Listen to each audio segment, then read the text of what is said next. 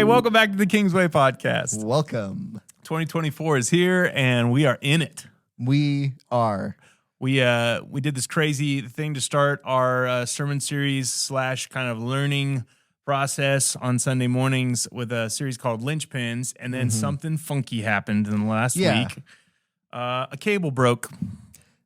It's that's what I thought it was. I haven't told you this yet, but it was just a setting in the board that got touched. That so deep in the board. So hard. I've been with it for 3.5 years. I thought I knew everything, and I learned something new about it this time. That is so funny. I did not want to learn something new, but I had to.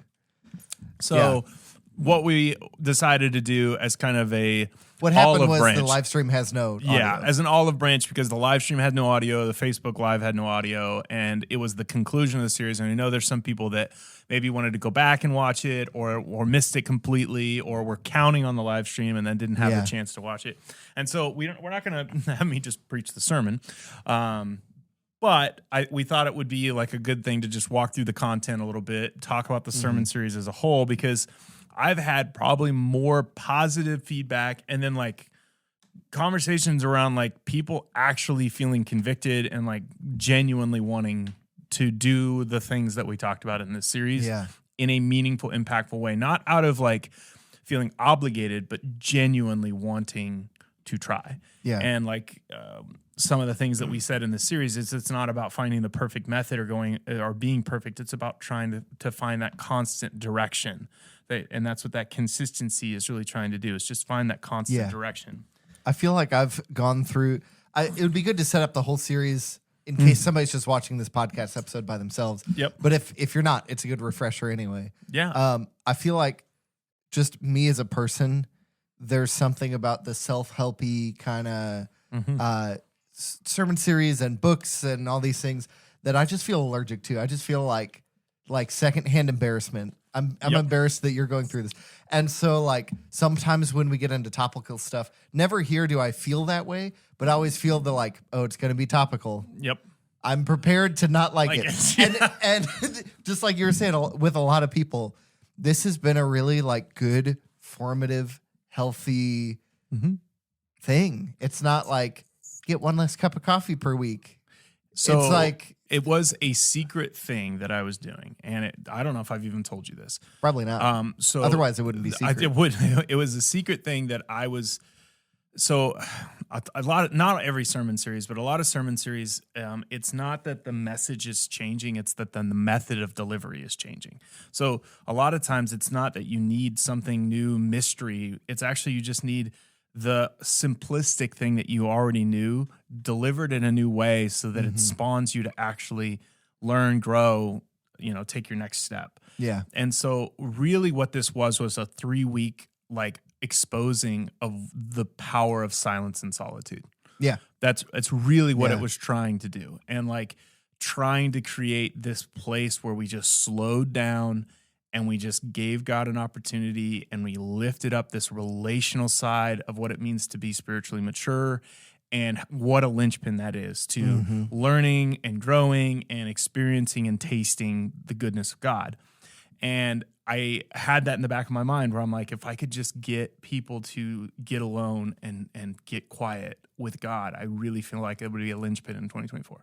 That was like that in my back of my mind. But I knew if I just said that they'd be like, so I need a prayer closet and that just need to pray more, or like, what does it look like? I think you unintentionally inspired one of our members to read a book called Keep It Shut. And when I heard the title, I was like, I feel sorry for you for how offensive that book title is. But like, it's probably good because it's in line with what we're talking about. But that's just like a shut it. Shut your mouth and just be quiet. Like, and I mean, it really was like a culmination of like you and John talking about, the relentless elimination of hurry by John Mark Comer, that Dallas Willard quote in his book. But then also just like for me feeling like there's nothing else I could add in someone else's life. Really what I would do is I'd take something out and just make space for God. And so the series really was built around that concept of like, make room for God and then do it consistently. And then the last thing was like trust him, basically. It's just like, all right, now do it. Like, trust him and run to him and depend on him, because when you do that, it creates this intimacy that you're ultimately looking for. Yeah.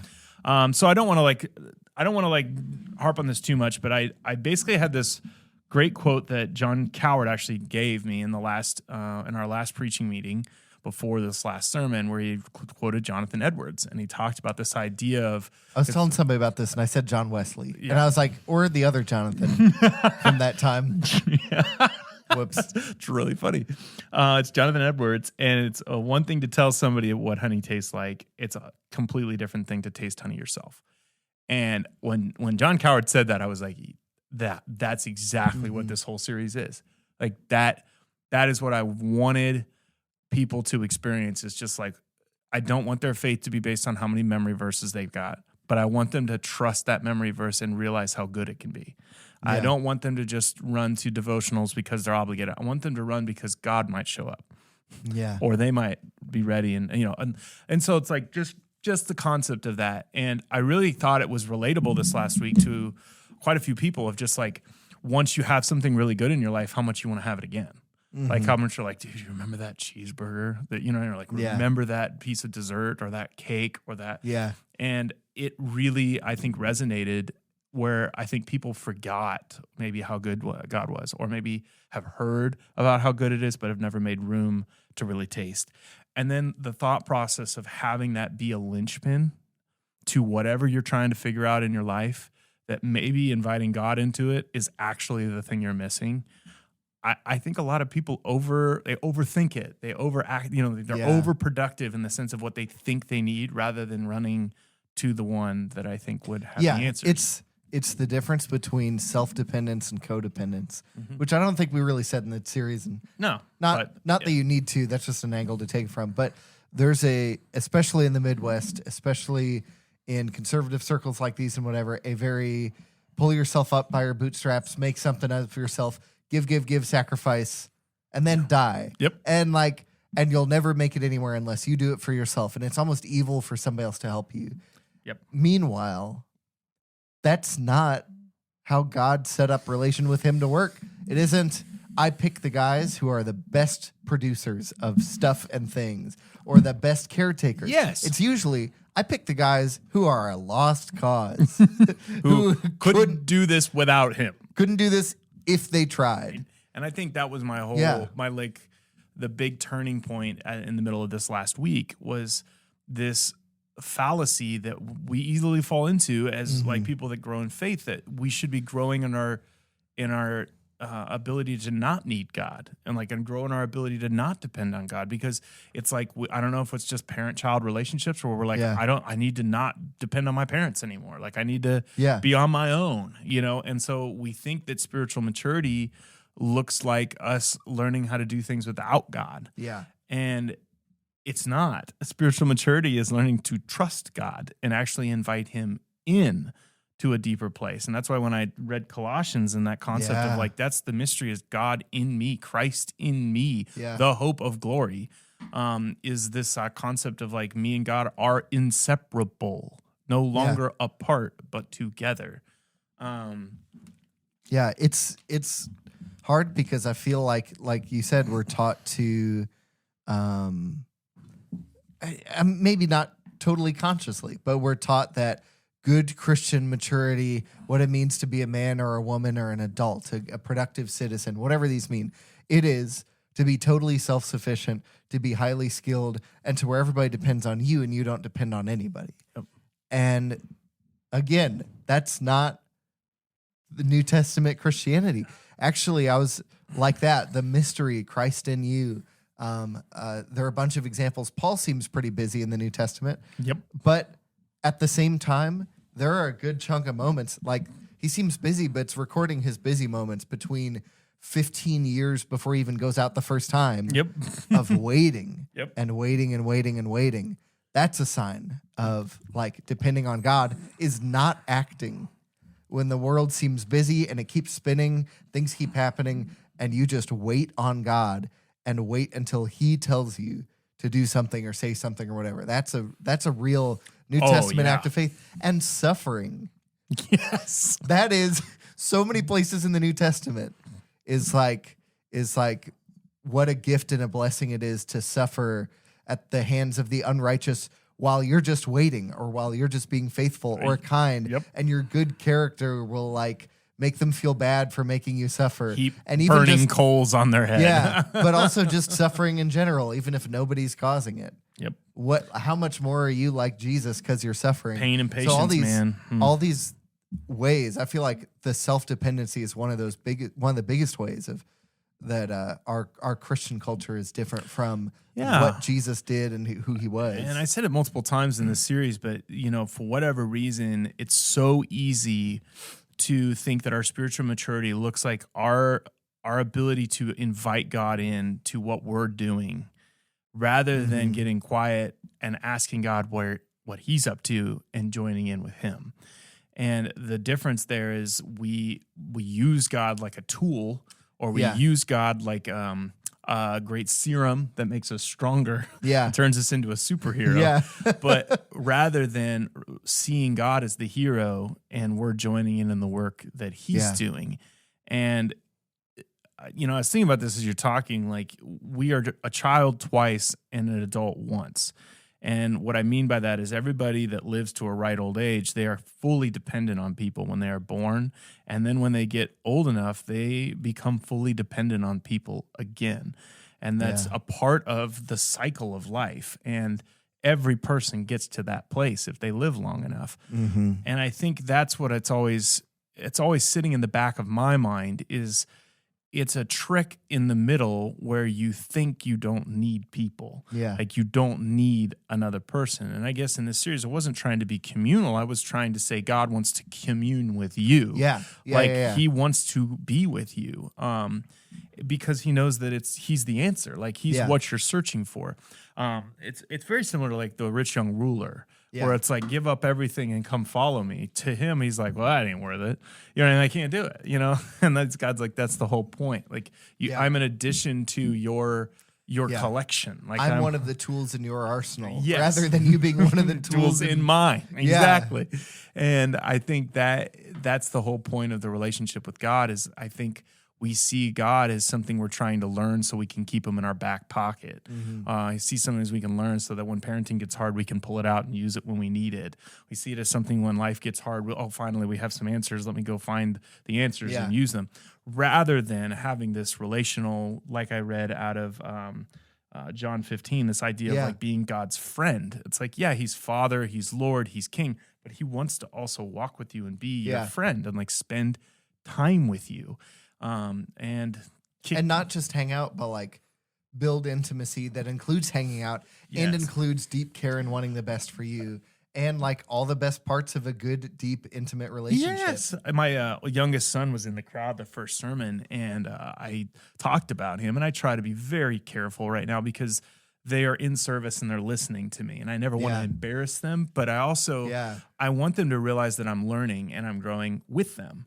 And so one of the things I talked about is how Dawson, my youngest, loves to tell me all about Minecraft and all about the things in Fortnite. And he wants to tell me all the things he's learned. And I love learning new things from him. And I've learned so many cool things that he's done and he's accomplished. But I also long for the day that he'll get quiet and he'll let me teach him some things and like let me share his wisdom. And like he doesn't realize how much I know that he doesn't know because we haven't gotten to that place in our relationship yet. So he keeps wanting to tell me more that he learns. And I find it hilarious because the illustration was more about him being quiet and asking me questions and then being ready to listen. And so I talked about how like, for whatever reason, both sides of that conversation are awesome. Like God wants to hear what you're learning, wants to have the conversations. I love that my son feels comfortable to come and tell me and talk to me. He doesn't feel like I know so much more than him, so I'm unapproachable, or I'm not going to call him stupid if he tells me something that I'm like, I already know that, you little idiot, like I love that. But at the same time, I'm like, at what point does he come and he's like, hey dad, like tell me all about da-da-da, or like, what do you know, or what are you learning, or what would be something you think would be helpful for me to know that I don't know right now? Yeah. Like, he doesn't even know to ask those questions. You know what I mean? Mm-hmm. And so in my mind, I'm like, how much more then is our relationship with God where I just rush through things you show up and you have your notepad and your agenda and God, I wanted to let you know that I cleaned out the ice machine in the church and God, like he's supposed to sit there and press like, wow, I couldn't do that. Like, yeah. And I guess that to me is like the conclusion of this series is the concept of like, what if you made room for God and then you did it consistently and subconsciously you've done it so much consistently that it becomes a subconscious decision to depend on him. And that dependence, when it's trustworthy and faithful, it leads to intimacy. And then that is something that I feel so sad if somebody has been in church for any amount of time, 5 years, 5 months, 5 days, and they've never experienced that. Like this concept that God has come through, he has shown himself faithful, you personally trusted him, and now you know he's real. Like it's not a hope. It's not in the sense of like somebody else describing it. It's not something that you long for. It's like something that's come into you, into your life. Yeah. And I feel like that's the fuel for so much of what we do. And I think I just was hoping that and Justin, who I work out with, came to me after service. He goes, "You're really challenging us. Like you trying to push us." Like I'm like, yeah, it's important. Yeah, I'm like it is. What's so cool is I feel like, and you'd probably agree, that God seems at moments and seasons to just like line up 2 or 3 sources of information in our lives to agree and say the same thing, and it's usually about spiritual stuff or moral, social, how we interact in our relationships, whatever. I feel like I've been hearing this sermon series since a week before you preached it because of a book I've been reading very slowly, and it's not even that long, and I'm only a third of the way through it. It's okay. We're slowing down, right? We are slowing down. It was a book that I read by David G. Benner called "The Gift of Being Yourself." That sounds self-helpy. So I was also like terrified of reading it. But it was suggested by a friend, actually let me borrow it. And it's been so good because this guy's been talking about how relational knowledge with God and in any sense is the most valuable kind of knowledge. Again, you can tell somebody what honey tastes like or learn the adjectives that are attributed to what honey tastes like. And then you can taste it for yourself. And that's a completely different thing. So this guy talks about Peter, and he gives a really good explanation of relational knowledge versus just like factual data knowledge. And he says, if you asked Peter throughout his life interacting with Jesus, what do you know about Jesus? The way he talks about what he knows would change. So he said, if you ask him right after Andrew gives his spiel and tries to get Peter to come meet Jesus, but he hasn't met him yet, he's just hearing an eyewitness talk about it. If you ask him after a year or so what he thinks about Jesus, he would say maybe something like, I think he's the Messiah. Yeah. And I know he can do some of these cool things, some of these tricks. But if you ask him, is God a forgiving God? He would say, yeah, I think so. But you ask him on the beach after Jesus has come up to him, he's betrayed Jesus at his own crucifixion, said he doesn't even know the guy and he should be cursed if he's lying or whatever. And then Jesus comes up and does this whole, Peter, do you love me? And this whole repentance thing. After that experience with Jesus, rather than just reading the prophets and the Torah and the whatever, rather than just reading about it, after that experience with Jesus, he's like, I know he's forgiving. Yep. I'm the proof. Yep. I mean, and that's part of the reason when we talk about grace and love and truth, I only can go on what I've received both in knowledge and relationship. And, I think that's always the hardest part is like, do you want the gifts of Jesus or do you want Jesus first? And like, what I mean by do you want the good things you get from being in a relationship with Jesus, or do you really just want Jesus? Yeah. It'd be like, do you want a friend or do you just want someone to impress? Do you want a wife or you just want somebody that the pleasures of having a wife?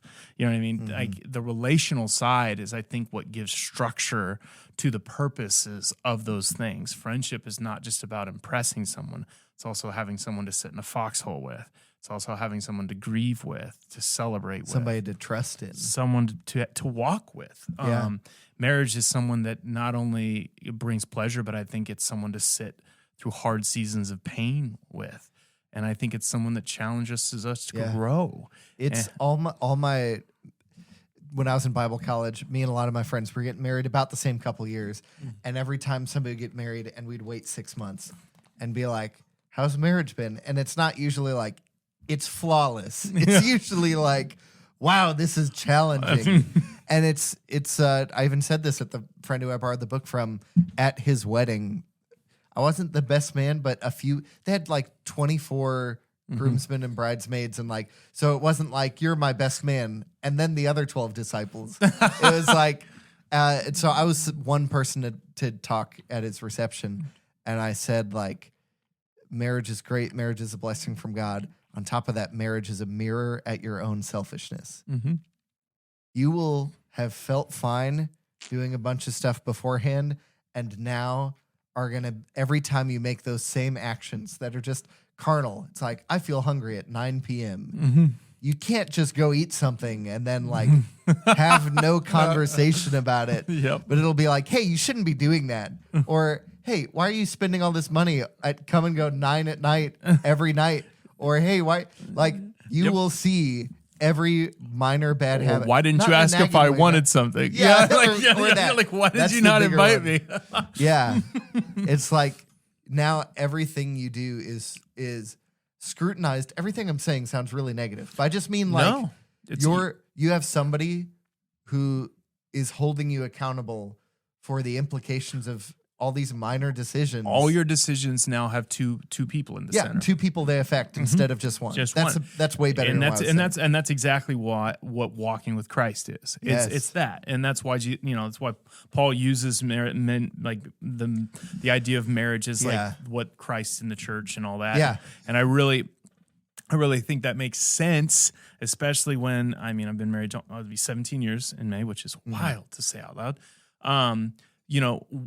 When you think about what marriage really does, and I know there's a good significant people out there, a good significant amount of people that have even had a marriage that's gone really bad, or they've never been married.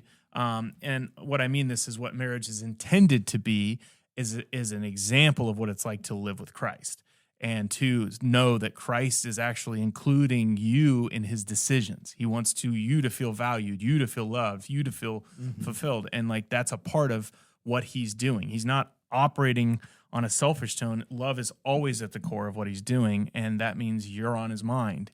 You're included in it. Now, it may not always feel like it's the easiest thing, but it's definitely a part. And what he's asking is, join in with me, like include me in your decisions. And that's a central theme in Scripture. It seems so like scandalous that God would be like, I want to include you in on my plans when I'm the creator of the universe and have done all this stuff. But literally all of Scripture, you read Genesis and it is just, I'm electing you to be my representative, and then you afterwards, and then you and you and you. And even Hosea. You have a special job to do for me, and it will produce nothing. It'll be really hard. Jeremiah, you will accomplish next to nothing, if not nothing. Jonah, you will do exactly what you don't want to do. Like, if it's not that God's out here doing all this stuff and we don't know about it. Usually he's bringing people in to do the thing that he's going to do. And half the time it's people ill-equipped or who don't want to do it. Or don't even get to see the results of what they've done. Like, we talked about this, but like Joseph, the earthly father of Jesus, never got to see his earthly ministry.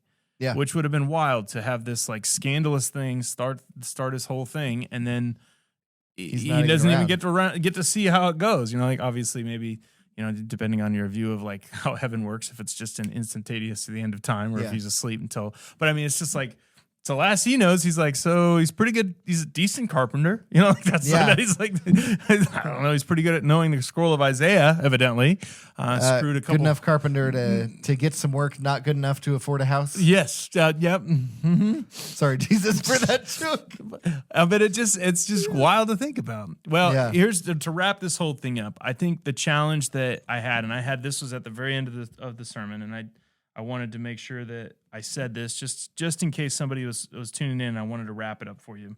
I said this series is this: making room for God consistently, depending and trusting in Him creates the mystery of divine intimacy. Mm-hmm. And what I mean by that is that it creates this mystery way of you knowing what Hebrews says. It is something that we hope for, that we cannot see, but we are attached to it. It's something that we know is real, even though we can't see it. So these 3 weeks, I said this: find time without a plan, but to listen and learn from God. Make a consistent choice, which if you want to look at that resource online, we have 21 resources to make a choice to place Jesus in your life consistently and then depend on Him. It's how He proves He can be trusted. Taste and see that the Lord is good. Taste the honey. And I think if you do nothing else in 2024, I wrote this and I truly believe it. God in you is what you're looking for in 2024 at a deeper level, at a more honest level, in a more consistent way. That's what you're looking for. And whatever it is, your business, your marriage, your friendships, your personal life, your family, whatever it is, I promise, if you insert God in you and then you go into that situation with His voice in your head, with His comfort, His truth, His wisdom, His reassurance, it will change what you're looking for. I promise. It really is. He is faithful. He will walk through. I am not saying He's a genie. I am saying whatever it is. Because the passage that I read where Jesus says, I am your friend, He says, I will give you whatever you need. And I clarified that. Praise the Father. That is not I get a Lamborghini tomorrow. No. Inside the context, it's I will give you whatever you need to love well. That's the context of that. Whatever you need to love like I love, ask me and I will give it to you so that you can love like me. If that's patience, I can do that. If it's gentleness, I can do that. If it's selflessness, I can give it to you so that you can love like me. All you have to do is ask. And I promise you, and this is one of the things I said, you will have no greater disappointment in 2024 than if you do not make room for God. It will be your greatest disappointment. And I said that is a choice that you'll have to make, and it's a choice that I'll have to make. And I think knowing that that's right now, not that the start of the year is everything, but I think it is to us a linchpin moment to make a small change that could have a giant, big connection for 2024. And so I hope that if you're listening to this or watching this, that if you'll just find a way, maybe it's your drive to Springfield, drive to work, shut things off, and turn into an 8-year-old that's looking at a guy that knows a lot more than you, and just ask him to talk and just listen and do that consistently. And I think you'll be surprised how much you will grow and learn, and you'll learn to depend and trust what He says. And that trust, it will taste good because it leads to the divine intimacy that you're looking for with God. So that's the linchpin. Yep. That's it. When I heard the title, I was like, 14 tricks to make God do what you want. Here's the linchpins. I was like, especially because it was plural, I was like, waiting for it. It's like the cheat codes: up, up, down, down, left, right, start. Right, left. Yeah, up, down, select. Oh, man. What game is that for again? You don't remember? I feel like I remember it from the Nintendo Contra. 64. I think it's Contra. I think it's Unlimited Lives on Contra. If you know that, put it in the comments. I think in the comments. In the comments. Put it in the comments if you know it. Yeah. But I'm pretty sure it's Contra, which sounds like a Christian band from the 90s, but it could be Perfect Dark, which also sounds like a Christian band from the 90s. Such a good game. Okay, well, this podcast, I digress. Hey, thanks so much for listening, Mom, and I appreciate you and everybody else that listens. And if you have any thoughts of what you'd like to hear us talk about or podcast more on, topics, conversations, versus whatever it is, we always love suggestions. I know there's a few new listeners that have jumped on here because of the linchpin idea of like just adding something into your life. Had a couple people said they've enjoyed that. If you're still listening right now, thank you so much. Leave a review, share with a friend. It always helps get the word out there. So, if nothing else, Ryan? Just thank you to 2 other faithful listeners, my mom and Zach. Appreciate you, Zach, and Ryan's mom. Welcome. Have a great and glorious day in the Lord. See ya.